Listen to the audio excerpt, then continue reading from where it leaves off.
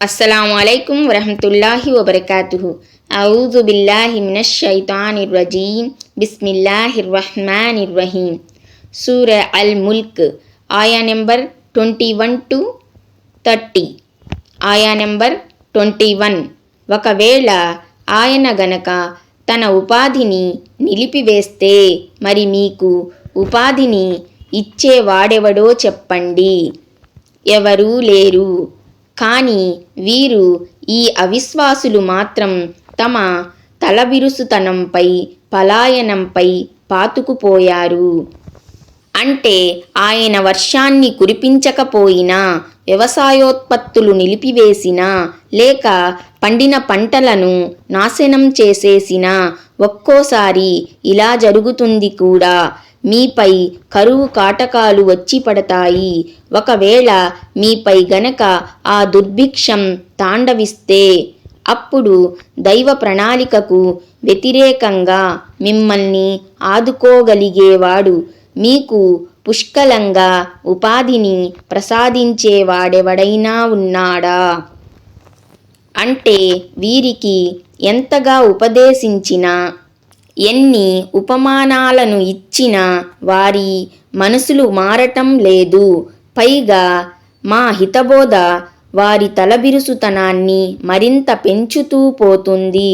మేము బోధపరిచిన కొద్దీ వారు మరింత దూరం పారిపోతున్నారు. బొత్తిగా తమ బుద్ధిని ఉపయోగించడం లేదు. ఆయా నెంబర్ 22. సరే, తలక్రిందులై ముఖంతో నడిచిపోయేవాడు సన్మార్గం పొందుతాడా? లేక సవ్యమైన బాటలో తన కాళ్ల మీద తిన్నగా నడిచిపోయేవాడు సన్మార్గం పొందుతాడా? బోర్లాపడి ముఖం ఆధారంగా నడిచే వ్యక్తికి కుడివైపు, ఎడమవైపు, ముందువైపు ఏమీ కనిపించదు.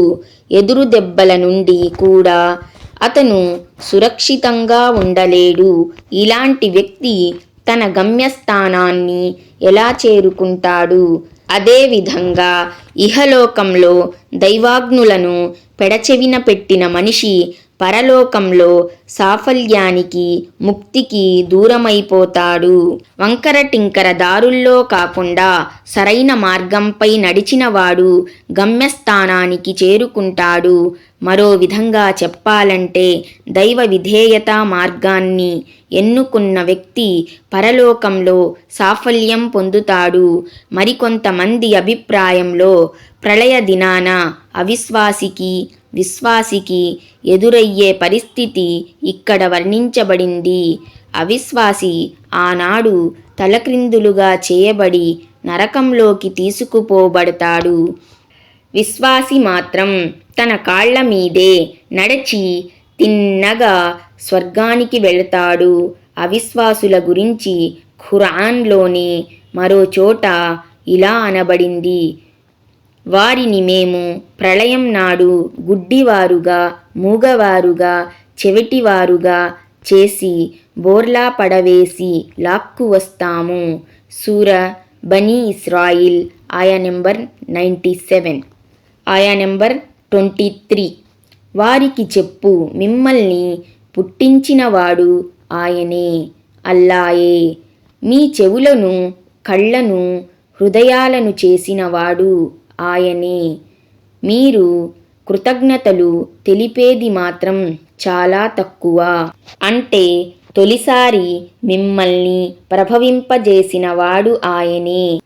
వాటి ద్వారా మీరు వినగలగాలని, చూడగలగాలని, దేవుని సృష్టితాలపై చింతన చేసి వాస్తవికతను గ్రహించగలగాలని ఆయన మీకు ఈ శక్తులను ప్రసాదించాడు. ఈ మూడింటి ద్వారా మనిషి వింటాడు, చూస్తాడు.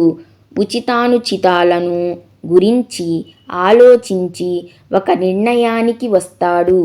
దేవుని ఈ అసాధారణ అనుగ్రహాలపై మానవుడు తగు రీతిలో కృతజ్ఞతలు తెలపటం లేదన్న నిందారోపణ కూడా ఇందులో అంతర్లీనమై ఉంది. అందుకే చివర్లో మీరు కృతజ్ఞతలు తెలిపేది చాలా తక్కువ అని అనటం జరిగింది. అంటే చాలా తక్కువగా కృతజ్ఞతలు చెల్లిస్తారు, లేక కొంతకాలం మాత్రమే కృతజ్ఞత చూపుతారు, లేదా అసలే కృతజ్ఞత చూపరు. ఆయా నెంబర్ 24. వారికి చెప్పు, మిమ్మల్ని నేలలో విస్తరింపచేసిన వాడు ఆయనే. కడకు ఆయన వైపే మీరంతా సమీకరించబడతారు. అంటే మానవుల్ని పుట్టించి నేల 4 చెరుగులా వ్యాపింపచేసిన వాడు ఆయనే. మరి ప్రళయం నాడు అందరూ ఆయన సన్నిధికే తరలించబడతారు. ఆయా నెంబర్ 25. మీరు చెప్పేదే నిజమైతే ఆ వాగ్దానం ఎప్పుడు సంభవిస్తుంది అని అవిశ్వాసులు అడుగుతున్నారు కదూ. ప్రళయం ఉత్తుత్తిదే అని ఎత్తిపొడుస్తూ అవిశ్వాసులు వెటకారంగా ఈ ప్రశ్న వేసేవారు. ఆయా నెంబర్ 26. ఓ ప్రవక్త, వారికి చెప్పు, ఆ విషయం అల్లాకే తెలుసు. నేను మటుకు స్పష్టంగా హెచ్చరించేవాణ్ణి మాత్రమే. ఇంతకీ ప్రళయం ఎప్పుడు సంభవిస్తుందో అల్లాకు తప్ప వేరెవరికీ తెలీదు. ఆ విషయం మరో చోట ఈ విధంగా చెప్పబడింది. ఓ ప్రవక్త, ఆ జ్ఞానం నా ప్రభువు వద్దనే ఉంది అని వారికి చెప్పు. సూర అల్ ఆరాఫ్ ఆయా నెంబర్ 187. అంటే మీరు అవలంబించే ధిక్కార వైఖరి మూలంగా మీకు పట్టే దుర్గతి గురించి హెచ్చరించటమే నా పని. వేరే మాటల్లో చెప్పాలంటే నేను భయపెట్టేవాడనే గాని అగోచర విషయాలు తెలిపేవాడను కాను. ఏదైనా విషయం నా ప్రభువు తెలియజేస్తే తప్ప నాకు తెలియదు. ఆయా నెంబర్ 27. వారు ఆ వాగ్దానాన్ని అతి దగ్గరలో చూసుకున్నప్పుడు అవిశ్వాసుల ముఖాలు వికృతంగా మారిపోతాయి. మీరు పదే పదే అడుగుతుండేది ఇదే అని వారితో అనబడుతుంది. ఆ వాగ్దానం అంటే ఖురాన్ వ్యాఖ్యాతల ప్రకారం ప్రళయవేదన. అంటే ఒక్కసారిగా వారి ముఖాలపై పరాభవం, ఆందోళన, భయం క్రమ్ముకుంటాయి. వారి ముఖాలపై నలుపు ఆవరిస్తుందని ఇతర చోట్ల అభివర్ణించబడింది. సూరే ఆలె ఇమ్రాన్ ఆయా నెంబర్ 106. ఏ శిక్ష గురించి మీరు ఇహలోకంలో ఆదుర్దా చెందేవారో మరే ప్రళయ ఘడియ గురించి మీరు వేళాకోళం చేసేవారో అది ఇదే. సూరే సాద్ ఆయా నెంబర్ 16, సూరే అన్ఫాల్ ఆయా నెంబర్ 32 లలో కూడా ఇది ప్రస్తావనకు వచ్చింది. వారిని అడుగు, చూడండి, ఒకవేళ నన్ను, నా వెంటనున్న వారిని అల్లా అంతమొందించినా లేక మాపై దయదలిచినా ఏది ఏమైనా అవిశ్వాసులను వృధాభరితమైన యాతన నుండి కాపాడే వాడెవడో చెప్పండి. దేవుడు తన ప్రవక్తను, అతని వెంటనున్న సహచరులను అంతమొందించను వచ్చు, లేక వారికి మరీ కొంత గడువును ఇవ్వనూ వచ్చు. కానీ అవిశ్వాసులను మాత్రం అల్లా పట్టు నుండి రక్షించేవాడెవడూ లేడు. ఆయా నెంబర్ 29. ఓ ప్రవక్త, వారికి చెప్పు, ఆయనే కరుణామయుడు అయిన అల్లా. మేము ఆయన్ని విశ్వసించాము, ఆయన వైపే భారం మోపాము. ఇకపోతే స్పష్టమైన మార్గభ్రష్టత్వానికి గురై ఉన్నదెవరో మీకు త్వరలోనే తెలిసిపోతుంది.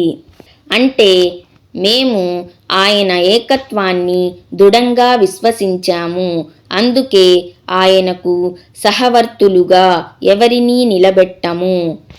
వేరెవరిపైనా మాకు నమ్మకం లేదు. మేము మా వ్యవహారాలన్నింటినీ ఆయనకే అప్పజెప్పాము.